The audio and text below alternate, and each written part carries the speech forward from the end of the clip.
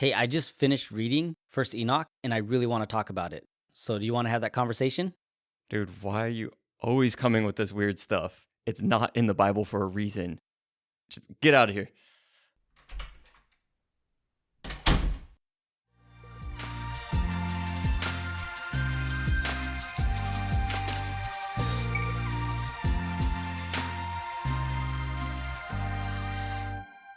All right, welcome to your Church Friends podcast. I'm Chris.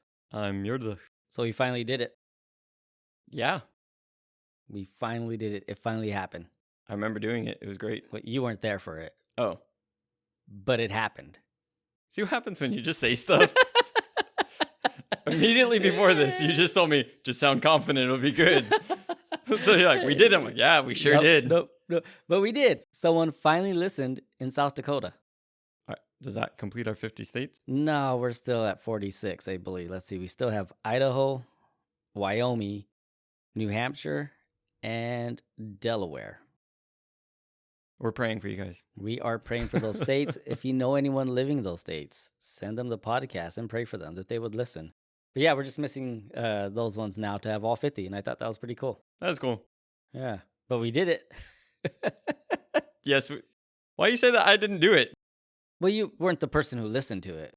Look, man, if I wasn't here on the show, they couldn't have listened to me on the show. That is true. So we did. Yeah, you're right. You did it. Ready to get into more Enoch? I'm ready to get away from whatever that was, that's for sure. So let's get back into Enoch. I really thought we would be done with the Book of Watchers by the second episode, but Well, when we were divvying it up at your house, I don't know if I said it out loud as many times as I was thinking, but I was like, that's a lot of chapters. yeah, For all of the ways that we broke it down. I know that we were kind of just like, well, here's the general breakdown of the book, so let's try and do it this quickly. We're trying. we really are. The parables that come next might be equally as long as the Book of Watchers. But here's the thing about trying. It's like trying to do what? Trying to get into the next season that was planned way before this one that keeps getting pushed back. No, I know, but it's just like, how would I say this? Audience, I love you. I do keep you in mind when I'm looking at these things. However, I'm also just looking at something and having a conversation with you. That is true. You know what I mean? So Yeah. what are we trying to do? It's just like, dude, you've been in so many conversations with me. It's like, if this is how far it gets, that's how far it gets. Yeah. If anything, we are way more constrained in the podcast conversation. We are. We're way more ahead in the podcast conversation than we are in a real life one. Yeah. Yeah. So it's like, we're doing great. As far as like what we're trying to do, it's like, we're doing it. Yeah. Think about this. We're saying we're trying to get to the next season. What season haven't we finished and haven't we moved into the next one? We're batting 100. We are. I think it was, though, the idea that so Luke would be the next season that we're going to get into was supposed to start in March, at least for us recording and then releasing. Right. And now it's looking like August. So I think a lot of my brain was going into like preparing for the Luke journey. Right. And then we were like, put on the brakes. Let's go into these I wonder what'll Excluded be books. different, though, of spending so much time in the Didache and in Enoch and in the Shepherd of Hermas to then go into a gospel and be like, how is this influenced and influencing? Oh, yeah. Like, yeah, I really think that yeah. there will be a way different insight to it than... I know that we're pretty well-versed in the scriptures, and we've become more well-versed because of all that time in those forgotten books, right? So it's like, we're going to have such fresh eyes coming to Jesus. Like, wow, here's all these things in those minor prophets, and here's all these things from these other books that were around at the time and came from that time. So I really think that it will give us fresh eyes to look at Luke. Yeah, I agree. Other than that, looking at it, I don't know if you're familiar with like liturgical calendars, but they follow a 3-year cycle. You have year A, B, and C. And the different years, you line them up with, the Gospels. And I don't think John, because he's weird. And I was like, oh man, how cool it'd be if Luke lines up with the liturgical year. But I'm pretty sure Luke is a year C, and we just started year A. So if we keep going at this pace, we can start at the same time. That way, going through Luke, anyone who follows the liturgical calendar, like, yeah, this is what we're doing this year anyways. This is what we're doing, yeah. Or we'll be ahead, and then people can have it for the next year. Prepared. Yep, there it is. All right, so Enoch. Let's get into that sucker. So I did a quick checking, and there were 19 allusions to the Gospel of Matthew in the book of First Enoch. So I think it was 2 episodes ago I mentioned that there's a lot of Matthew and Enoch, or there's a lot of Enoch and Matthew, or there's a lot of something from both of them. But yeah, 19 illusions just in that gospel alone. So illusions would just be like hints, kind of. I am aware of this Yeah. thing, and that's how I'm speaking of it. Right. It's not a direct quote, right? It's just Mhm. like, hey, there's a concept here, and I'm talking about it. Yeah. Whenever there's things like that, I always liken it to, if I've seen a movie and you haven't, and I'm using a quote from that movie in the context of our conversation, it might make sense to you in the way that it makes sense to you in our conversation, Mm-hmm. but it would make way more sense to you if you've seen the movie and you understand where I'm pulling that from. Yeah. You get what I mean? Yep. So Completely get what you mean, because that's like almost daily conversations with Justine. She watched no movies growing up, so I make like references or things to it, and she's like, "Sure, yeah." but again, so that's why it's cool to read Mm-hmm. this. But going back to the thing of going through Luke or going through any of the books, because then you're able to go, oh, that weird thing. Yeah. That's where that weird thing's from. Right. I think we kind of talked about that last time. Yeah, and we'll get into some more of those weird things today. All the weird things, all the time. Yeah, so today the mission is chapter 17 through 36, and this is the description of Enoch's journey with the 7 archangels through the heavens, earth, the underworld. Chapter 17 and 19 give us a brief summary, and then the following chapters after that break down the journey in greater detail. So that's kind of what we're looking at today. I'm just going to jump into First Enoch 18:13, unless you have anything on 17. Do it. All right, so First Enoch 18:13 reads, "I saw 7 angels there like great burning mountains to me, and when I inquired regarding them, the messenger said, this place is where the ends of the heavens and earth. This has become prison for the stars and the hosts of the heavens." So that is very similar to, again, Revelation 8:8, where it says the 7 stars, which were like great burning mountains. That's echoed in there. The second angel sounded his trumpet, and this is in Revelations. Oh no, this is Revelation 8:8. The second angel sounded his trumpet, and something like a huge mountain, all ablaze, was thrown into the sea. A third of the sea was turned into blood. So, again, just kind of paralleling those same things, especially with the mountains. It echoes the same thing, and that's also in Revelation 17:9. So, a lot of what I'm going to be doing from this point is kind of, there's a lot of like, here's where Enoch says something, but then here's where there's something that's very parallel to the Bible. Real quick, I'm going to back up a step, go up a level, just because where we left off last time, it was the doom and gloom for the Watchers and their children Nephilim, right? Yeah. And going into this section of 17 through 19, it's a new break in the story, right? So you just jumped in and you're talking about the mountains and the stars. I was like, why is there mountains and stars? What happened to the giants, right? Right. So we're looking at going into this section. Enoch is taking a tour of the earth and of Sheol, which when we're looking at Sheol, Sheol is the underworld. It's a place of the dead. Depending on your translation, might have been translated as hell in English if you're looking at the Old Testament. When you get in the New Testament, that's where you're looking at Hades is the more direct translation from that. That would be translated hell, right? Again, it's just the underworld, the place of the dead. So Enoch is taking a tour of the earth and of the underworld. And within this, that's where he's seeing, these mountains and these stars and all this happening, right? Yeah. Did I cover it well enough for this section? Yeah, I think you did, yeah.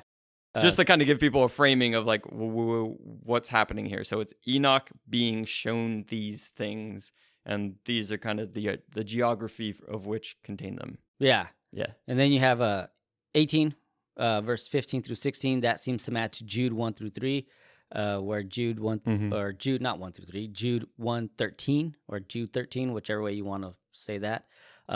They are wild waves of the sea, foaming up their shame, wandering stars from whom the blackest darkness has been reserved forever. And this is, again, when we went over Jude, you read that and it's like, okay, that's there. And it's talking about false teachers and false teachers making this comparison to wandering stars. I think we talked about it a little bit, but now it's hitting a little bit of home of like the wandering stars were the angels who wandered away from their post. So on that point, I think that we've talked about it before, but star imagery, especially in the Old Testament, stars tend to be signifying divine creatures. Right. Right? So there's different places when it talks about stars, and if you're not aware of that, you're just like, oh yeah, like the stars in the sky, or like the heavens, like just as far as what we see, and you conceptualize it that way. But when you understand that, no, that's how they spoke about divine beings, it does give that different view to it. You don't always want to do that, though, because sometimes it's literally just talking about stars. Yeah. There's also the wild waves of the sea. And again, anytime mention of Chaos sea coming is in, yeah. chaos, and then you add wild on top of that. That's the crazy chaos coming up, foaming up in their shame. They're just doing bad things. And then, for whom the blackest darkness has been reserved. And again, reading that from Jude without having a context of this, you read it and you're like, well, what does that even mean? Why is this blackest darkness reserved forever for them? And it was, again, he's making a parallel between the angels who did the wrong to what a false teacher would be. Right. Paralleling that, you get in 2 Peter 2:4. For if God did not spare the angels when they sinned, but cast them into hell and committed them to chains of gloomy darkness to be kept until the judgment. Right? You're taking that's kind of paralleling what you had in Jude and what we're seeing here. And if you're not aware of this, then what are you working with? You're like, yes, the fallen angels, we know that they did bad, but what do you mean they got chained up in gloomy dark? Like you're saying, like they're chained up in gloomy dark, they're cast into hell. And then you get this thing of, again, if you're not aware of these, or even how you break down, because you can get it from the scriptures where you get the breakdown of Genesis 6 is a fall of divine beings. And then there's also a separate fall with Lucifer, the devil, Satan. You're looking at that fall. But a lot of times, without a closer look, people tend to think, oh no, the devil, when he got kicked out of heaven and those third followed him, that's what that's talking about. Right. That's when they got chained up, right? Yeah. So, yeah, it's bringing some detail to those parts. Right. So that's those chapters. And then First Enoch begins the last subsection of the Book of Watchers. So First Enoch 20, and that's 20 through 36. And this is Enoch's second journey. And then that's where we have the list of the 7 archangels. Did I forget something? You didn't forget something. You're going so much faster than I'm used to. Like that was 3 chapters. How are you done already? I need to get through 36, 17 through 36. I did take a note or a couple notes of just some of the early church writers. You've got like Tertullian, Irenaeus, and Origen. And they were drawing kind of both on the Bible, but you can see First Enoch as well. Tertullian, for example, in his work De Cultu Feminarum. Yeah, I pronounced that correctly. He's really supporting the idea that fallen angels were attracted to human women, leading to their punishment. Irenaeus, in Against Heresies, affirms that angels transgressed God's commandments and were cast down to earth.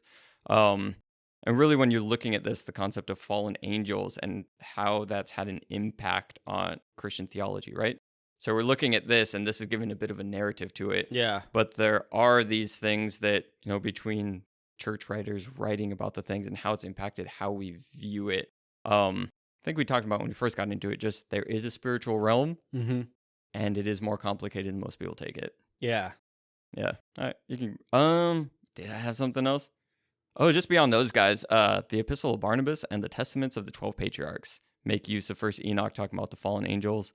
And the Epistle of Barnabas, going back to how you were kind of saying in Jude, I think you might have referenced this when we went over Jude, but really emphasizing the fate of the fallen angels as a warning for Christians to remain faithful. Yeah. And it is a weird thing. Not a weird thing. I'm glad for it. But when you see these angels were created good and were supposed to be doing the will of God, and then they turned from it, and you see how they went to Enoch and like, hey, can you help us fix this? And God's like, nah, there's no fixing it. But yet, we are offered salvation. Thank God. Anyways, let's go. The most subtle thank God ever. Thank God for that. 7 archangels. So Tobit 12:15 also has 7 archangels. That says, I am Raphael, one of the 7 angels who stands ready and who enters the Lord's glorious presence. This is also referenced to in Revelation 1:4-5. John says to the 7 churches in the province of Asia, grace and peace to you from him who is, who was, and who is to come, from the 7 spirits before the throne, and from Jesus Christ, who is the faithful witness. So the 7 spirits before the throne right there. That's also what we're going to see when we get more into Enoch. Yeah. That allusion to that right there. And it's when you look at the 7, and even you brought up some Revelation stuff, right? And Revelation 8, it's talking about the 7 angels with the 7 trumpets. Mm-hmm. And I know that there's definitely numerology within the Bible to where different things. I believe that 7 is considered like the number of perfection or completeness. So sometimes it's portraying that, even though it will use maybe 7 as a precise number or things counting up to 7 to portray it. What it's trying to get across is like, no, when you look at all 7 of these things together, it portrays the completeness of that thing. But yeah, when you see these 7 angels in Revelation and you have these 7 archangels here, it's kind of like, yeah, who would God give that job to? Right. You know what I mean? It's again, it's just those things of the little parallels that line up, and it at least shows a common way of thinking.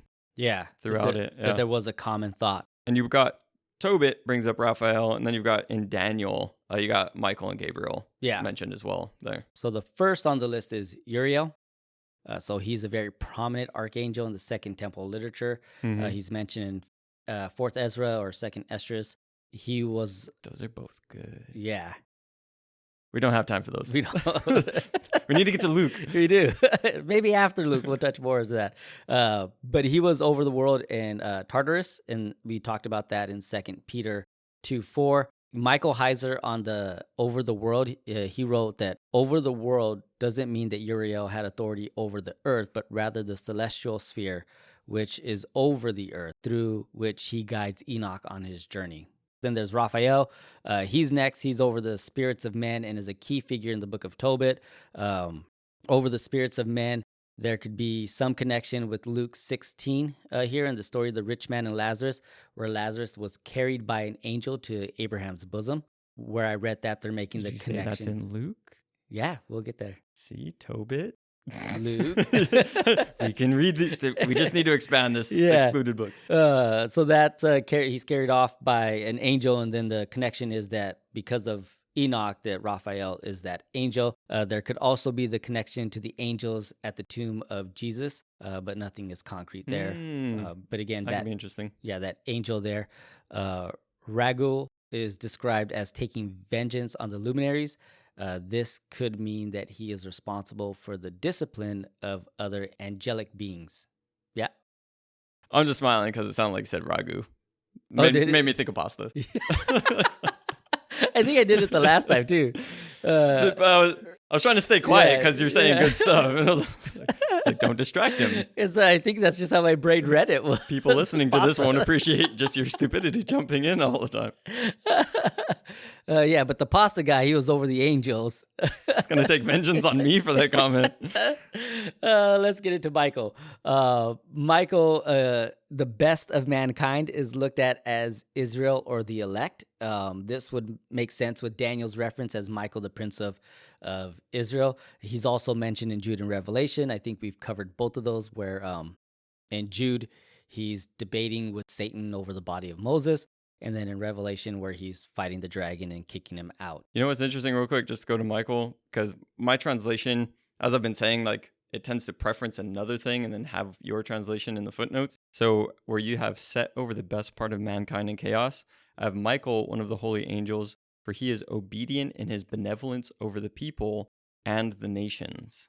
So it's weird, just like, how do you get those things? It's like, okay, the best part of mankind being over the people, and then the nations being chaos. And kind of when you look at that, the way that after Babel, how the nations got split up and God took Israel to be his own specific people. And then you have Michael and Daniel being called, is he considered the Prince of Israel? Is he named that way? I believe so, yeah. Michael is. Or the Prince of the people. I know they talk about the Prince of Persia, which again is over those nations. So you just see, again, that interaction there. I don't know. It was just interesting in the translation. So then this one I'll probably have trouble with.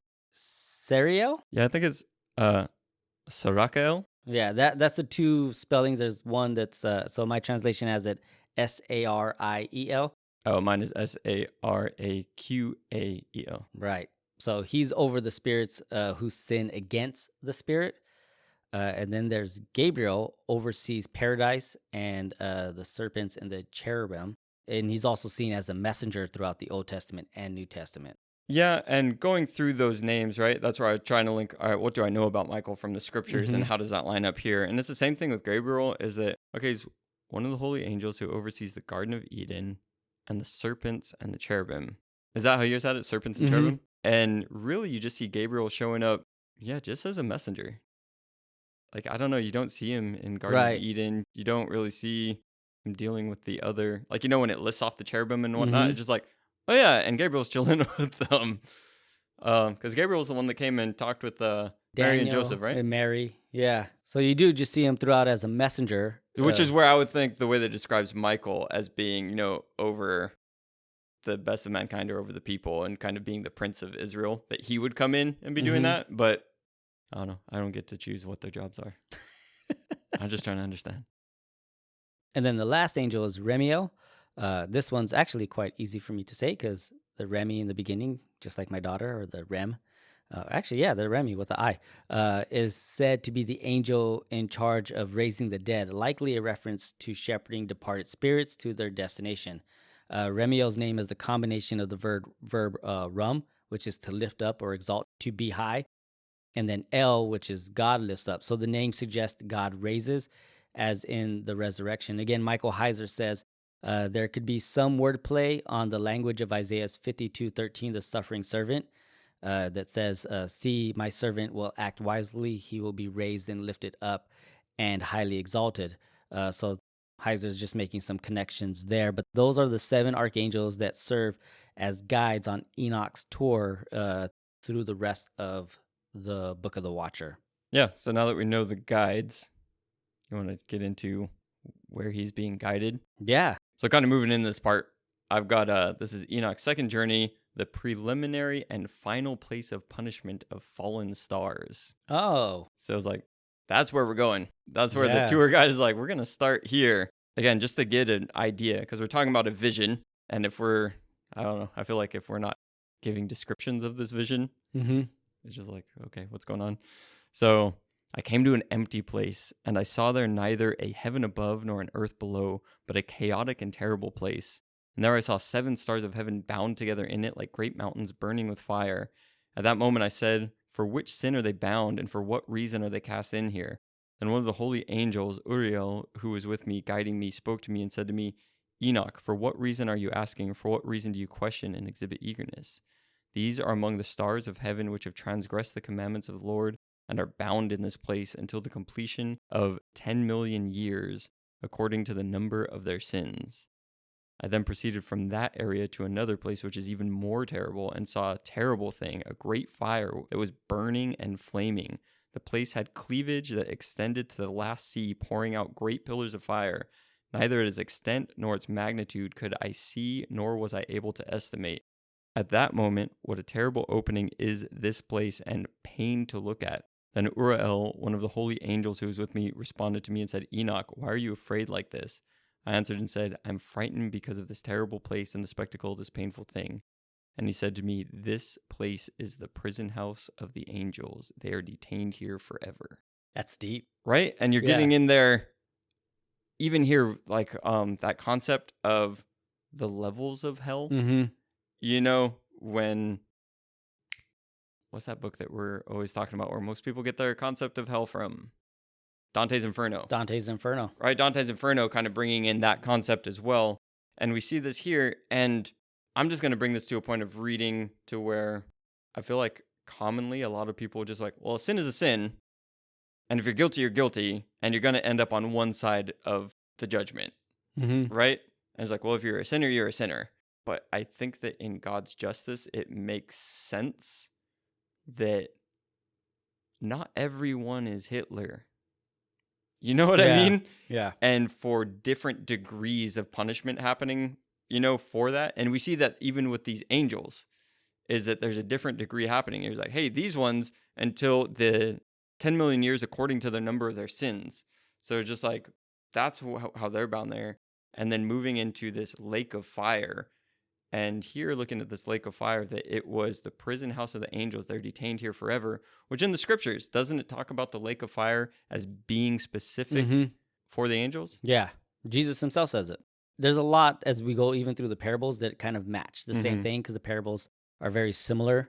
But yeah, Jesus mentioned it himself. And yeah, in 21, we see that it's Uriel who's saying, like, here, this is where the watchers are, and they're going to be chained there for the end of days. Yeah. Again, just looking at, we're getting a view of the Mm-hmm. underworld. And the primary thing that we're seeing here is the watchers and the angels that have sinned, Mm-hmm. and that it was created for them. So again, just taking this, as we brought up, Jesus talked about, I believe in Revelation, like the second death is the lake of fire, and that's, where Satan and the devil, but then it says, and all those who followed after, right? When you're looking in Yeah. Revelation.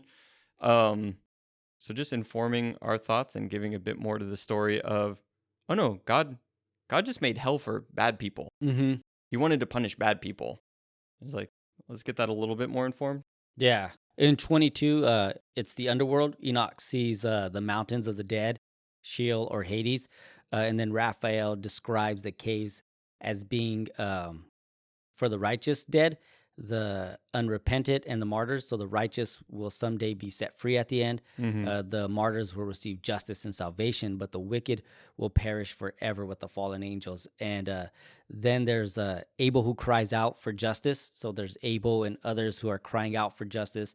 And we see that in Genesis 4:10. And this helps with that term. It always kind of threw me when I heard your brother's blood cries out from the ground. And I always kind of just took it as like not like a illustration or just like a saying, kind of like a phrase maybe.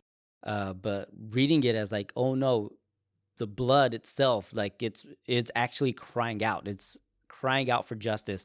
And Abel is the guy who's like in this realm, like petitioning all the time, like we want justice for what's happened to us. That's also in the New Testament. It's Matthew 23:35 and Hebrews 12:24, and then Revelation 6:9. In First Enoch 22:9-14, we see there are the same concepts as in Luke 16:26, the rich man and Lazarus. And it says, and besides all this, between us and you, there's a great chasm has been set in place so that those who want to go from here to you cannot, nor can anyone cross over. So Enoch has that also in place, where then that's referenced in that chapter in 22, where there's a great chasm that, one can't go from the other to the other in there. So that was 22 kind of in a nutshell or a flyby. So I was just trying to look up the specific words when you're talking about crying out from the ground. Because I know there's a couple different Hebrew words for ground, and I believe that sometimes when you're looking at ground, and you're looking at maybe the term for earth, that word can be used as a allusion to the underworld. So that's where you have like the blood crying out from the ground. That just made me think when you said that, because like, oh, I wonder if like that's even alluding to like it's crying out from the underworld. Because that's what we're seeing here is like the spirits of those who were slain are crying out from that place. So it's almost like you can have a double thing going on there. Because yes, his blood was spilled on the ground and he was buried in the ground, but then you have on the spiritual sense of what was going on. Just when you said that, it was making me think, because I know in a couple spots that's how that term can be used. Yeah, I like that. Chapter 27 is visions of 7 mountains and their fragrant trees. Chapter 25 then tells us that the mountains are the mountain throne of God, and the fragrant tree is the tree of life. I don't know, my brain is skipping out. I could have sworn you said chapter 27 and then talked about 25. Chapter 24 is the vision of 7 mountains. Okay, yeah. Just in case I said it backwards. Yeah, something like that one, yeah. And the fragrant trees. And then 25, it tells us that the mountains are the mountains are the mountain throne of God, and the fragrant tree is the tree of life. So that was just fascinating to me, that it's like, okay, especially I want to read it, but I'm like, we don't have a lot of time for me to stutter through Enoch 25. So I think somewhere in there we should put like a place to read Enoch if someone wants to on their own, to see if it's out there, or just buy a book that has it in there. It's worth it. I know if you just Google it, there's a few different translations, even how we have different translations, and it's fine. If you're doing it online, it should have a footnote that you can just click and see what the other thing would say.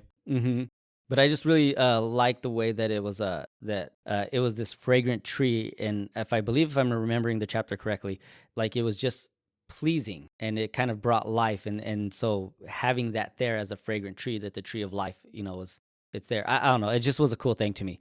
26, they travel to the center of earth. The description can be seen as Zion or Jerusalem. This was also the biblical thought in Ezekiel 5:5, 38:12. And another way to look at it, since Jerusalem isn't the center, that Jerusalem was the center of God's interest, attention, plan on earth because it was the place he chose to establish his name and presence. Yeah, when looking at all of this, what he is establishing through this journey, it's interesting because there's so many weird details in it as far as directions, right? Like there's some things to the north, the east, the south, the west, and you're really looking at those cardinal directions. And as you go through this whole section here, going to 36, and you look at those directions, each of those directions are kind of given to an archangel, right? Yeah. You gotta have an element tied in with that too. And that's something that when we're looking at going through this, even on a level that, to be honest, I don't think I'm well versed enough in this way of thinking. You know what I mean? Because he's going through and he's talking about, well, there's these, how would I say it better to you? Like, we've become familiar with this idea that, oh, the stars, look at that as being divine beings, right? And we've been a bit familiar with, okay, mountains. Mountains, well, mountain of God, right? And you can look at that in Eden, even though Eden is a garden, it's also a mountain garden, and you can look at God being established on mountains. And so when you're looking through these things, like, all right, well, he's talking about stars, he's talking about mountains. But then when you're looking at how he starts to look at these different directions and where things are placed, there's a huge thing that comes in the Second Temple period of cosmic geography. Have you heard that term? So cosmic geography, in a sense, you would kind of bring in like the mountain of God type idea of just like how that gets placed. It's on the earth, but it's also heavenly, and you have those things relate. But it was a really big kind of conversation and way that people were writing about during this time. And I'm just saying all of that to say I'm aware that it's a thing. I'm not enough aware of it to like get it to make sense the way that it's probably written to make sense. Right. You get what I mean? Yeah, because when you look at those cardinal directions and given the archangel to it, when you look at I believe it's in Ezekiel, and you have the creatures and they have the four faces and everything, but then even they are all like they're facing certain directions. Oh, and yeah. You know what I mean? Yeah. And there's something of this same nature being translated there as well because of those cardinal directions. And I'm bringing this up without the part to back it. Maybe this will come in next episode. I'm like, man, I brought a better chunk to it. But that to me is a layer on here that I'm just saying he's going through, he's having this vision, he's seeing these things, but their way of talking about it is different. Yeah. He's not just trying to communicate, I saw mountains, because he's talking about these mountains, man, they were marvelous, and I was marveling, and they were just like, wow, they were so amazing. It's like, okay, yeah, mountains are cool, Enoch. Like, you know what I mean? And what he's getting through there. And you brought up earlier the mountain being the throne, and then here when he's talking about Jerusalem being here within these mountains and this river flowing through, all of those things to be said, right? That I'm just saying, like, man, I wish that I understood this way of thought better. But I think that that's the same with any Bible study. You go through it and you pick up what you get up, and then when you go through it again, you're like, okay, I'm familiar with that, let me go deeper into it. But when we're looking at this vision, you're seeing all of these great things. You have all these great things that relate back to, Genesis with the tree of life. You have that relating to in Revelation with the tree of life. And when you're looking at Jerusalem and it's talking about these rivers, the streams that are flowing through there, which again, I think of Revelation, right? With the rivers that are flowing down from Jerusalem, right? So I'm making these ties. But then he moves into the next part, which doesn't seem as great, which is the, in chapter 27, the accursed valley. The valley of Hinnom or Gehenna. Yeah, and that's even it's an actual place in the Bible. So we see that the valley is located on the south slope of Jerusalem. That's in Joshua. The valley was the site of pagan worship in the late pre-exilic. Yep. One that involved taking children there and passing them through the fire. And again, we've talked about that concept a lot with the Forgotten Books. Because a lot of the worship to Baal, Moloch, and the other pagan gods, that was a thing that you did.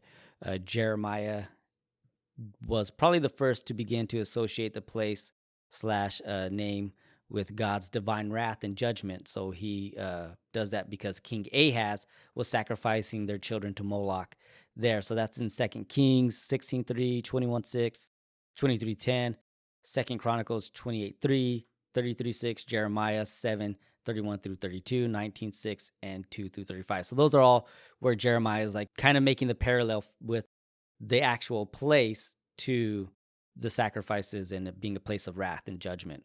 Yeah, it's really interesting when you're looking at the actual places on earth and then what's shown in visions and how that relates. There is a section in First Enoch that we'll hit later. The Book of the Heavenly Luminaries, right? That's chapters 72 through 82. And right now we're trying to make it to 36. But this concept that's given there, we can kind of see a little bit alluded to within this area.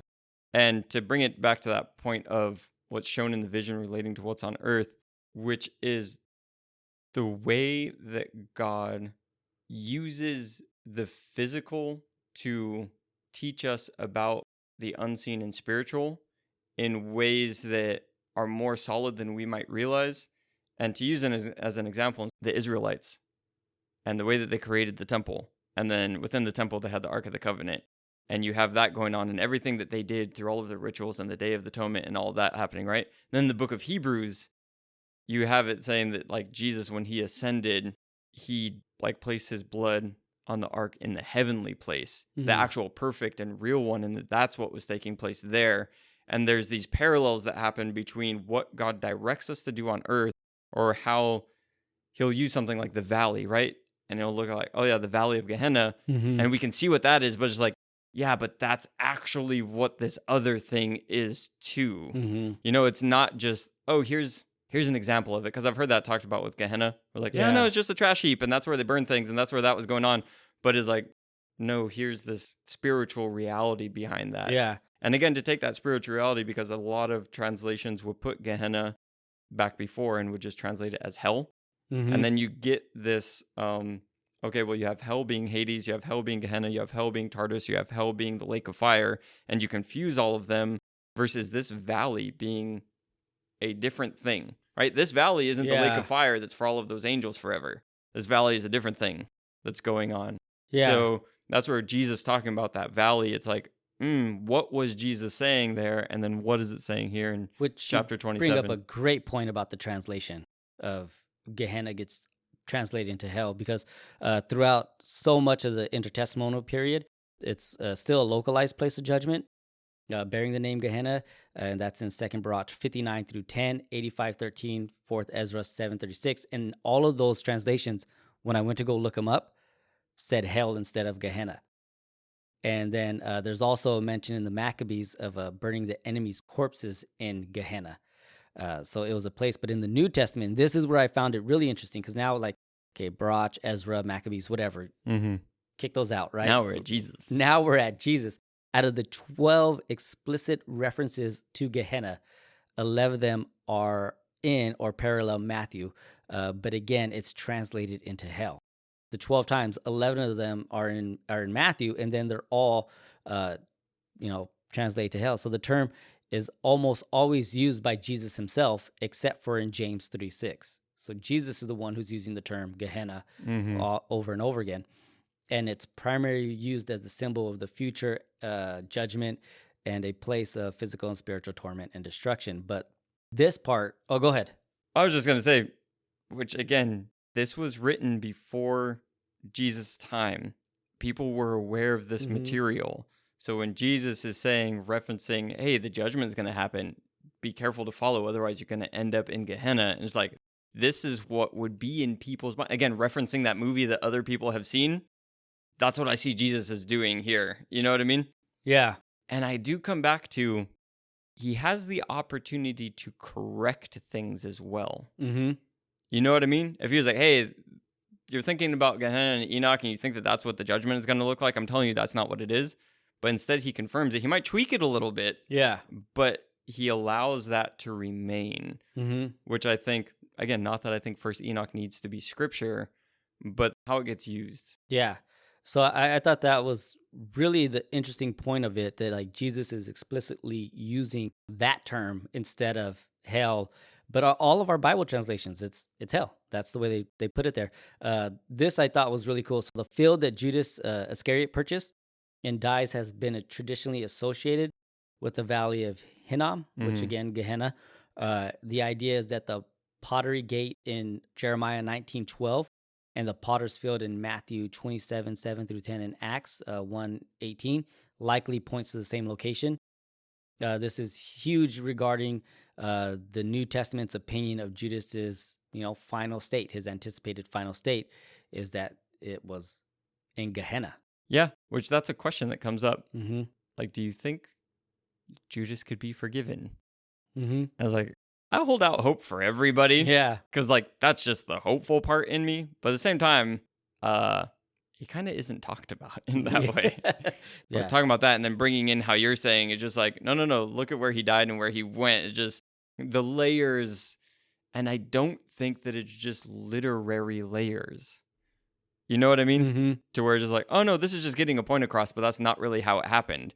Is like the reality of how things happening, layering on top of the reality of how things are. I don't know. It's just too much to be coincidence. Right. And it's too much to be, like, I don't think anybody's that smart to be able to weave that together in those ways. You know what I mean? And it's where, like, going through this, reading the Bible and not having Enoch in mind, you kind of read this and you don't put any of these things together. Because again, when we look at what's been translated and how words have been translated, it's almost like we've gotten an injustice, especially when it comes to the afterlife. And even with angels, we see it all the time. Until we cover Daniel with Nebuchadnezzar and the Watcher, all my reading of a translation was angel or a messenger. Right. So then we don't get these words like the Watcher, or these separations between certain things. And I could go my whole life with reading it without seeing these different layers of hell, of like the difference between Hades, Sheol, Gehenna, because all of them are eventually clumped up into our translation of the word hell. And in addition to just that, as I've listened to different scholars and different people who know the original language as well, and I feel like this is especially true in Hebrew, but maybe that's just because I've heard more Old Testament scholars than I have really new that bring out these things. But the wordplay that happens, like there's so much wordplay that happens because words sound the same even in Hebrew. So like you kind of say it this way, but it sounds like this thing. So anybody that's hearing it makes those connections. And when you put it in English, you just don't get that. Right. Which is where I can understand something like the Amplified Translation or something that's like, all right, look, let me really try and tell you what's happening here, in a way that's not just a word for word translation, because how do you connect those things if you don't know? So I guess to say we all just need to learn Greek, Hebrew, and Aramaic to understand. Outside of that, I think that there's enough to find out that we can follow Jesus faithfully. Yeah. All of this is like interested in getting into is like, I wish that it wasn't that, but it's also like, it's not something that's going to stop us. Yeah. For me, I just look at it sometimes as like it's been mudded down so much that certain things lose their significance. Yeah. And losing the significance of what the afterlife is very interesting. And I can't remember where I heard it or even if it's true, but like, I thought I heard someone say that Jesus talks more about hell than he does about heaven. But again, I could be wrong. I've heard that a lot. I've never verified it. Yeah. So, but just the idea that he is talking about this afterlife more than what we presume sometimes, and this final destination of what it looks like. If we look at what the key theme of the Bible is like there's two ways, one of life and one of death. Just kind of like what we talked about with the Didache. That there is more of this warning of what the life of death looks like or what it's going to actually be than, the way of life. The way of life is like, you get God and you get this relationship with him. But death is like, there's layers and depths to it. Even I think somewhere in what we've already covered in Enoch, there was like, or it might be in the next one. I prepped for the next episode and the episode after that. So my brain is just Enoch saturated. But where there's a place for the righteous, the unrighteous, and then those who are like really, really like, no, we're never going to repent at all. Yeah. But we kind of lose all that with just simply putting it into one word. Yeah, and I think that that's the reality of things when they get muddied, is because when we communicate these things, if you're communicating things that are muddy and somebody's trying to make sense of it, Mm-hmm. and God gave us intellect and he gave us insight and he gave us minds that can put things together, and if someone's just like, that doesn't make sense, man, even by your own things that you're trying to tell me, like, that doesn't make sense, Yeah. it can give people cause to not dig in or accept, the gospel and the real Mm-hmm. point behind it. Because you're like, well, you're telling me this is what the afterlife is like, or this is this, or this is that. And it's just like, first of all, how do you know? Second of all, I've looked at the things and you don't even understand what you're talking about. Yeah. Or if you're telling me that that's what it is, then like, it's all screwy. You know what I mean? So I think that whether it's with afterlife or other things, to bring clarity, again, going back to the way that we talk about Trinity, and there's just these different things that when we just lump everything in together, it's like, well, who are you praying to? Are you praying to the Father? Are you praying to Jesus? Or are you praying to the Holy Spirit? Mm-hmm. And in which scenario does each one of those members Mm-hmm. of the Trinity do something? Because you talk about them all the same. The Bible doesn't. You know what I mean? Yeah. And there's a lot like that. Mm-hmm. I think that we do still have 8 chapters left. We do. I don't have much on the last 8 chapters because like 28, 29, 30, and 31 are like very short. I do want to go back though to a few things I want to just clarify better for Yes. myself. So if anything, I've muddied a lot through this episode.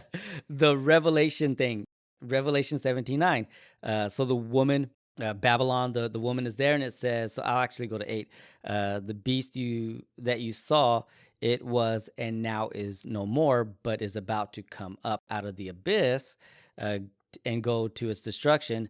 And those who dwell on the earth, whose names were not written in the book of life from the foundation of the world, will marvel when they see the beast that was and is not and yet will be.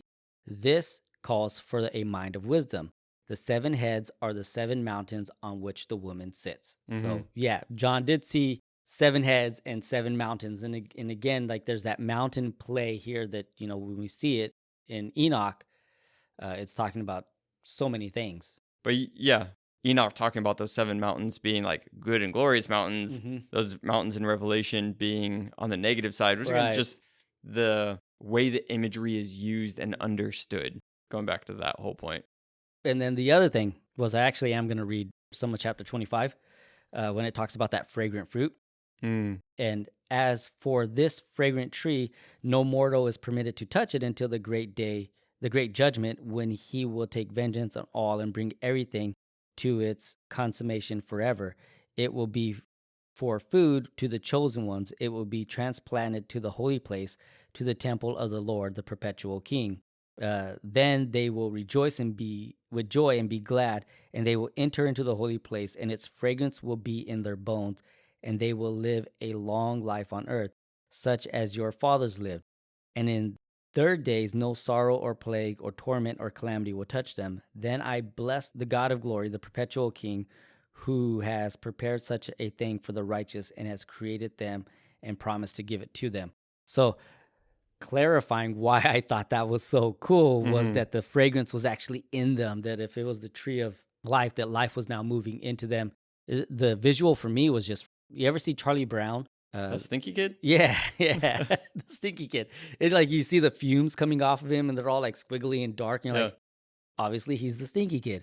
But like the fragrance of this would just be more of something that's like good, right? Like if you've ever been around someone who has really good conditioner or detergent and you're like, oh, that's a nice smell. Like that just life perpetuates out of them in a sense. And that's where I was really trying to remember, like, I thought that was cool. I'm trying to figure out why, but I think I rambled on that point and I wanted to clarify that more because it was a really cool thing to me. And to relate this, because bringing in this tree of life, and we had it in Genesis, we have it in Revelation, we have it here. Again, I just see that who gets to eat of this? And it's the righteous, right? It's the righteous and those on whom God has been merciful. Really, when you're looking at the judgment, it is a time of God giving mercy because I'm not perfect. I'm not deserving, even though I've turned towards him and I'm walking in that direction. It's just like, it's still on his mercy, anything that happens from that point, right? And so when we look at that and him allowing us to come in and eat of these things, I guess this is my little conspiracy part that I haven't put into the episode yet, given the last couple of those. The amount that those with money and power are trying to manufacture the fountain of youth. Mm. They are trying to stop aging. They are trying to figure out ways of eternal life. They are trying to produce it for themselves. And it's just so crazy because God is like, I'll give it to you. Mm-hmm. You know what I mean? But yeah, I guess that's where we're still reaching for the thing that we're not supposed to.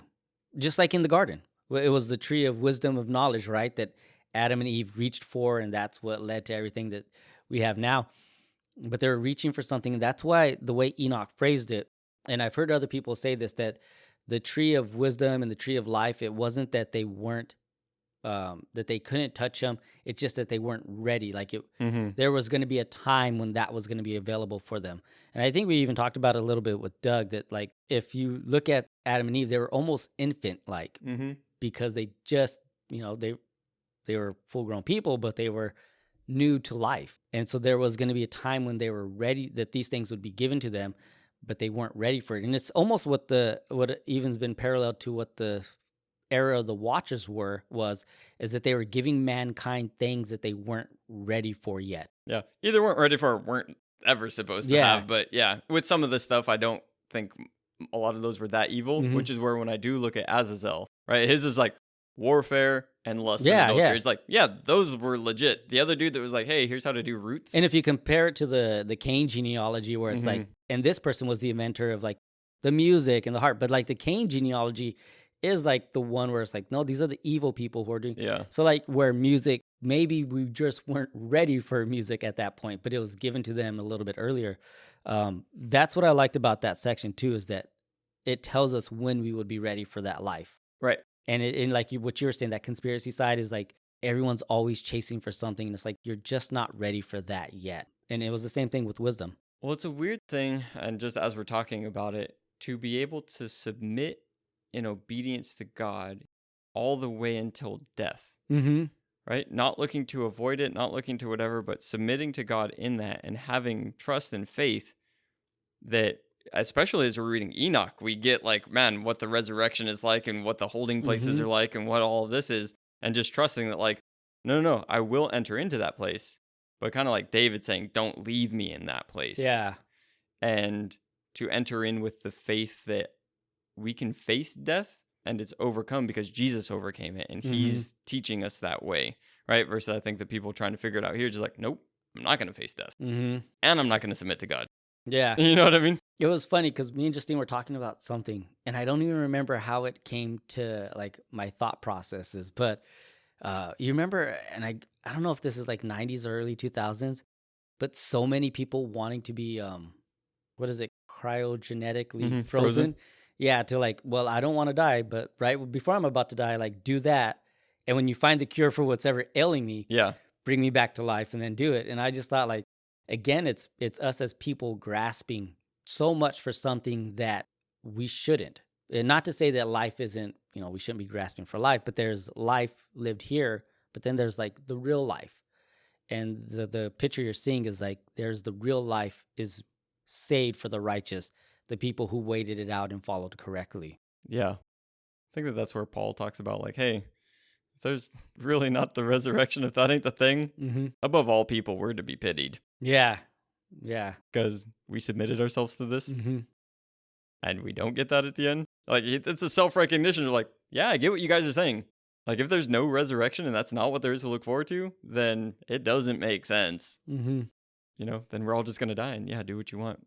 I know that I'm extrapolating on the point that he was making a little bit, but I can see the honesty in it. Yeah. Other than that, I just got a few notes for chapter 32. Like I said. Well, looking at that 28 through 36, that's where I got ahead of myself with those cardinal directions.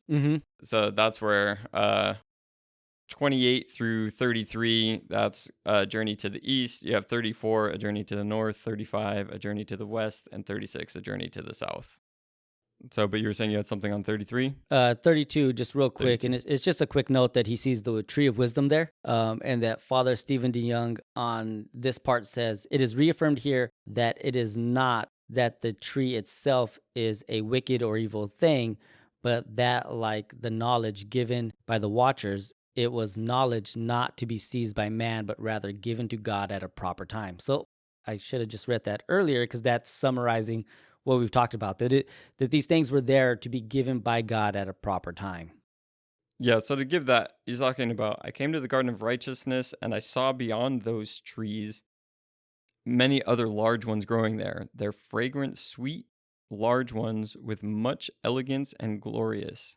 And the tree of wisdom, of which one eats and knows great wisdom, was among them. It looked like the colors of the carob tree, its fruit like very beautiful grape clusters, and the fragrance of this tree travels and reaches afar. And I said, this tree is beautiful, and its appearance is beautiful and pleasant. The holy angel Raphael, who was with me, responded and said, this very thing is the tree of wisdom from which your old father and aged mother, they who are your precursors, ate and came to know wisdom. And consequently, their eyes were opened, and they realized that they were naked, and so they were expelled from the garden. Mm-hmm. So even he doesn't know what it is. He's like, man, that is a good-looking tree. It smells good. Look at that fruit. Look at the colors on that thing. And you can see how that's how it's described in Genesis, right? And it's pleasing to the eye, and they went and they ate of the fruit, and yeah.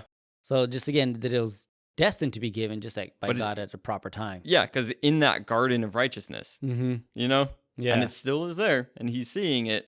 So that's really all I had. I don't know if you had anything else you want to touch on it. I got like just some summary thoughts.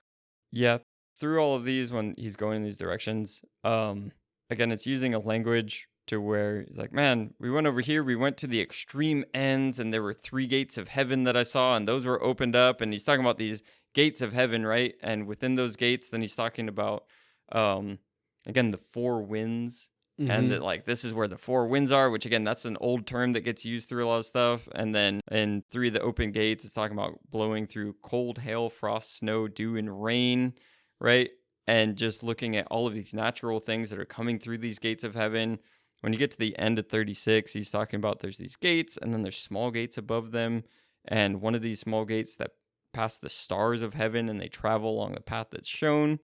But when he's looking at all these things, right, to where he's being shown these things and all of these natural things of the earth, the end result of it, he says, and when I saw this, I blessed, and I shall always bless the Lord of glory, who performed great and blessed miracles in order that he may manifest his great deeds to his angels, the winds, and to the people, so that they might praise the effect of all his creation, so that they might see the effect of his power and praise him in respect to the great work of his hands and bless him forever.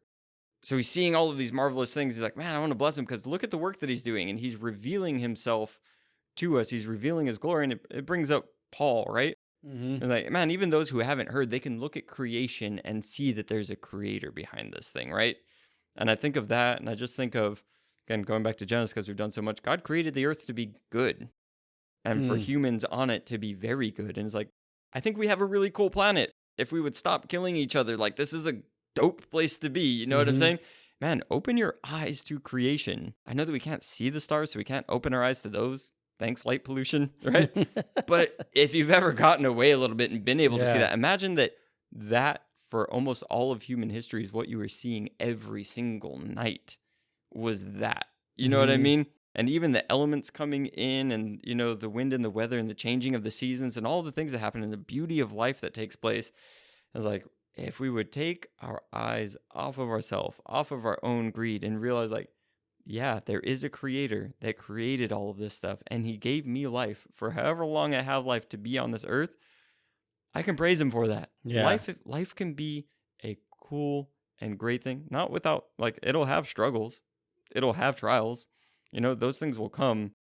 But that's where Jesus, when he talks about having eternal life, is like, it's to know the Father and the Son whom he sent. Like, we can experience eternal life here in the way that we were created to. And I think that to be a redeemed person on this planet is that our view even of nature should be kind of similar to what Enoch is coming up with here. It's like, man, creator is awesome. Yeah. Like, I'm going to bless you for this now because I'm seeing it. I'm going to bless you about this forever. I like that. Just so much in the otherworldly visions and whatnot. And it just brought me back to, I don't get otherworld. Like, I'm not living in that place. I'm not there. I'm here. And I can bless God here. Yeah. For these things that he's talking about. Yeah. Yeah, I thought that was a really good point. just looking at everything in a whole, like, I guess getting into the book of Watchers, um, maybe I made the mistake that a lot of people do, where it's like just about Nephilim and the flood. Mm-hmm.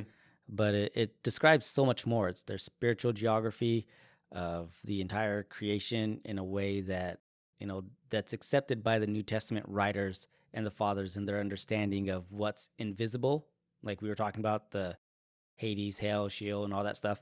And then in creation itself, what's visible by creation, like you were talking about, the end of the Watchers, just the blessing God for it. But it also describes like spiritual locations. It's an overview of everything, but it's like, here are these spiritual locations, and it sets the table for what's coming. Mm-hmm. The specifically Jesus Christ, the Messiah. And in the next portion, we're going to look really at this concept of the Son of Man, because that's huge in the parables.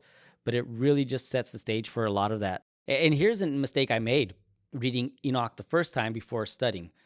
Reading Enoch thinking it was written during Enoch's lifetime, because then you start, it's that how do we put it, you start making too many connections that aren't necessary.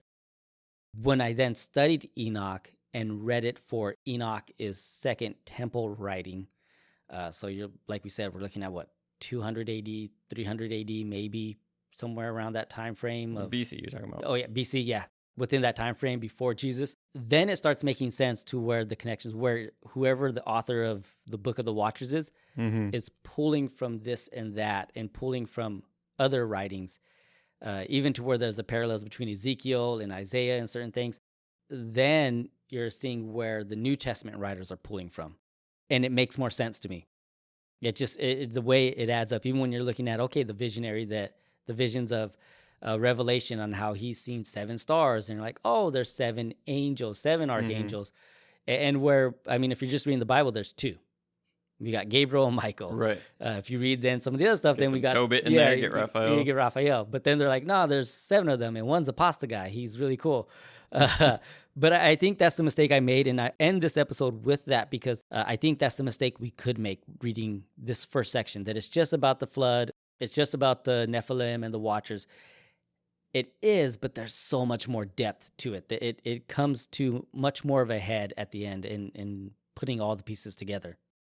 Yeah, so in putting those together, I like how you're kind of wrapping up this section, and I feel like it was a theme that I was stuck on earlier in the conversation, but to bring it back to a wrap up, when you're looking at these things, it's definitely expanding on Genesis 6 and that, right? You got the Watchers, you got the Nephilim, you got that, like you were saying, but really it's like, what's being messaged here? And to go to, as you were saying, there are evils that came upon the world that brought things to men that we were not supposed to have, right? There are things that are foreign to what we were created for that entered in and had an effect. And God's stance against those evils is that there's no forgiveness for those things, right? There is no redemption. And I'm talking about those evils that personifies them, as these, all the Watchers, the 200 of them with their 20 leaders and everything there, right? And he's saying, no, that was not right. That thing happening was like, that's put away, chaining those up, right? But then when you get to then humans, and then you move into, when it breaks down into Sheol for the humans, and you had those 3 or 4 places, right? And you had those that are never going to repent. You have those that were martyred. You have those that are the righteous. And then it's looking at, okay, me and you and everyone we know are walking this world where these evils have been unleashed, where there are forces in the world, and if you want to link it to this, or if you just want to take a more broad view, biblically, whatever, my goal is to be counted among the righteous. Death is coming. That's where I need to end up. And I'm going to say a thing that might make some people upset, but it's how it is. Go read Jesus' own words of what a righteous person is, what a righteous person does and doesn't do. You can get a short list by going back to the Didache and looking at the way of life and the way of death. That's that, right? I fully believe that we need to be forgiven, that Jesus' blood, his atonement covers those things, that forgiveness comes from there, right? But there is a thing that goes on of a misconception where people say, well, no, it's all Jesus' righteousness. There's nothing I can do to earn my salvation. And people twist that into thinking I can allow sin to stay in my life to extents that I am not listening to the Spirit's conviction of the thing. I am not turning away from sin. I am not turning towards the goodness that God created me for. But it's okay because it's all Jesus' righteousness imputed to me, right? It's his righteousness. It's not mine. My righteousness are like filthy rags. And there's all these things that get quoted. And it's just like, go listen to Jesus himself on what righteousness is. You actually need to be transformed by his righteousness to become like his righteousness and to walk this earth like that. It's not just all of a sudden going to happen when you die. Yeah. You know what I mean? I don't know how to end that without continuing off into that rant. But that's when I look at this. It's just like, yeah, it's a vision side, but it's like, what is it messaging? Yeah. It's like, there is a place for the dead. I'm going to die. Where am I going to go? And then obviously, this was written before Christ. We know that Christ comes in, empties out Hades. We get to go be with him. But again, it's for the righteous. And I think that that's a huge thing when you look at Enoch's righteousness. You look at those who are redeemed or the righteous, right? And I just think that that's a huge thing. Okay, what do I take away from all that? Am I just going to trip out on like, dang, the underworld's crazy? I was like, why did I need to know that? I think what I really liked about it too, and one of the big things that popped out to me, especially this last portion, was the, like you're talking about, that message and theme. And to me, what I'm getting is that the places that we're told that are for the bad people weren't for the bad people. Like when you look at, here's where the abyss is, and here's where Hades is, and hell, that these were specifically reserved for the angels, the watchers, for Azazel, because he was running amok like a crazy person, and their children. Right. But then you do have like Gehenna, Yeah. right? And that's for like people, and that's a judgment going on there. But it was like the initial thing, like that wasn't for us. Right. It's because we allow sin to corrupt and then ultimately change our lives to where we just don't want to repent. You know, it just seemed like the Book of Watchers is summarizing like, this wasn't meant for people, but because people took what was pleasing to their eye, that looked good to them and in their sights, what was good for life today, that they grabbed a hold of that instead of looking for what was good for life tomorrow, that they went to a place that they eventually we aren't destined for. It's the message of the gospel. Like you were summarizing it up. That's the message of the gospel. It's not meant for us. All we have to do is follow the way of Christ and follow his righteousness and work and move towards it. And if we did that, then we are righteous. But it's when we allow ourselves to drift away or to never really fully accept that we are unrighteous. And two ways, life or death. You know, there's no getting around it. But yeah, I did like the Book of Watchers. The Book of Parables is going to be fun. It might be equally as long as the Book of Watchers. I mean, it's got the same number of chapters, basically. It does, like, and they are long too. But yeah, that's the Watchers. So I am Chris. I'm Yurdich. We are your church friends. Thanks for listening. Hi, I'm Luster of Luster's Prosthetics, the leading retailer of high-quality prosthetics. It's real talk time. Temptation is everywhere nowadays. We see something or someone and it looks good and pleasing to the eye, and we're drawn to it with desire. At Luster's, we understand this problem. In fact, Luster's understands lust. That's why our in-house team of researchers, scientists, and doctors have been working tirelessly to provide you with a solution. Introducing the Watcher. The Watcher is a cutting-edge prosthetic eye that blurs out anything you find tempting. So how does it work? It's simple. By connecting the Watcher to your brainwaves, it detects what pleases your eye. Once triggered, the Watcher immediately blurs out whatever you're lusting after, completely removing it from your vision. Say goodbye to lust once and for all with the Watcher. Don't forget to visit our new location on Fairfax, adjacent to the Beef Gristle Mill. Remember, if there wasn't any lust, there wouldn't be Luster's Prosthetics. Luster's, pioneering prosthetics since 1972.